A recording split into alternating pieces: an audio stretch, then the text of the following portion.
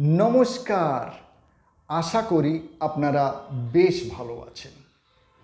আপনাদের দৌলতে আপস্টক্স আমাকে পাঠিয়েছে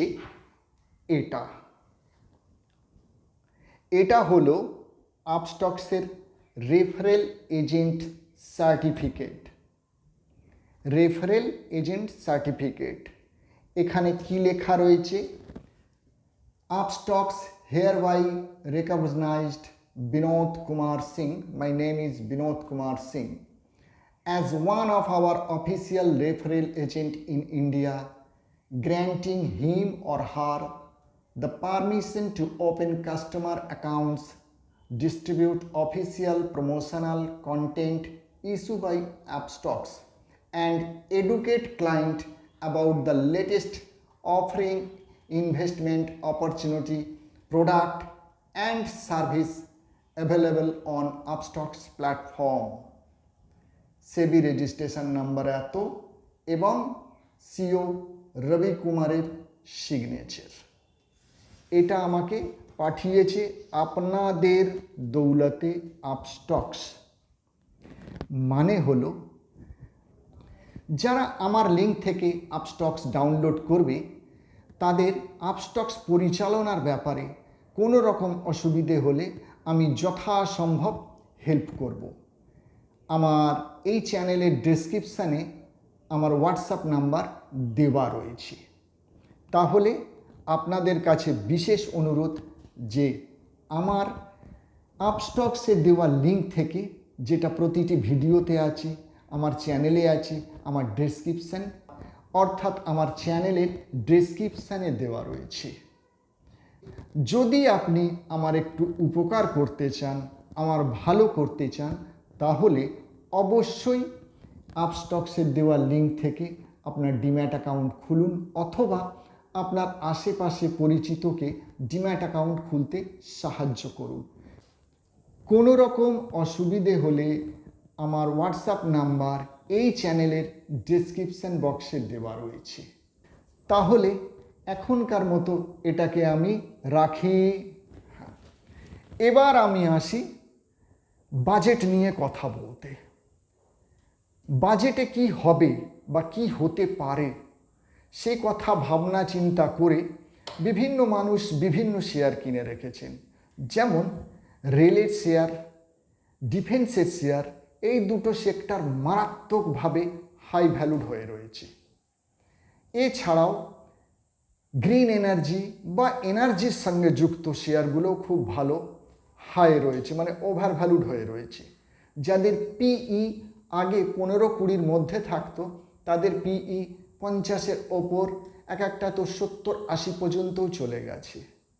আমার ধারণা বাজেটের আগে অবশ্যই কারেকশান হবে, অর্থাৎ প্রফিট বুকিং অবশ্যই আসবে এবং লোকজন টাকা পয়সা নিয়ে বসে থাকবে যে বাজেটে যেসব শেয়ারের ওপর জোর দেওয়া হবে তারা সেই শেয়ারগুলো কিনবে। যদিও আমি মনে করি যে বাজেটের দিন শেয়ার মার্কেট বিশেষ পড়বে না। অনেকে বলতেই পারে যে ভোটের রেজাল্টের দিন শেয়ার মার্কেট যেভাবে পড়েছিল তার যদি 25%ও বাজেটের দিন পড়ে যায় তাহলেও অনেকখানি শেয়ার পড়ে যাবে। আজ্ঞে না, তার কারণ হচ্ছে ভোটের রেজাল্ট কি হবে এটা সরকারের কন্ট্রোলে নেই, কিন্তু বাজেট কি হবে এটা 100% সরকারের কন্ট্রোলে আছে। সরকার এমন কোনো কাজকর্ম করবে না যাতে শেয়ার বাজার পড়ে যাক। যদি কোনো রকম বিধি নিষেধ শেয়ার মার্কেটের ওপরে আরোপ করতেই হয় তাহলে সরকার সেটা বাজেটের অনেক পরে করবে, সেবির মাধ্যমে করবে। অতএব বাজেটে শেয়ার মার্কেট পড়ে যেতে পারে এই ভীতি থেকে বেরিয়ে যান। শুধুমাত্র এটা জেনে রাখুন যে বাজেটের আগে কারেকশান অবশ্যই একটা আসবে। এবার আসি দ্বিতীয় এবং আসল কথায়। এই মাসের আমেরিকাতে রেট অফ ইন্টারেস্টের ঘোষণা হবে, অর্থাৎ মনিটারি পলিসি ঘোষণা হবে। লোকজনের ধারণা এবং আমারও ধারণা যে সেই দিন রেট অফ ইন্টারেস্ট কমবে না। কিন্তু 18ই সেপ্টেম্বর আমেরিকায় যে মানিটারি পলিসি ঘোষণা হবে তাতে রেট অফ ইন্টারেস্ট অবশ্যই কমবে এবং আবার কমবে ডিসেম্বর মাসে। আমেরিকা হলো পৃথিবীর মাথা। আমেরিকা যেভাবে চলবে অন্যান্য দেশগুলোকে মোটামুটি সেইভাবে চলতেই হবে। অর্থাৎ আমাদের দেশ ভারতকেও রেট অফ ইন্টারেস্ট কমাতে হবে। আমাদের রেট অফ ইন্টারেস্ট কবে কমবে? অক্টোবর মাসে এবং জানুয়ারি মাসের মোটামুটি কমবার চান্স আছে। আমার যেটা ধারণা অক্টোবর মাসে অবশ্যই কমবে।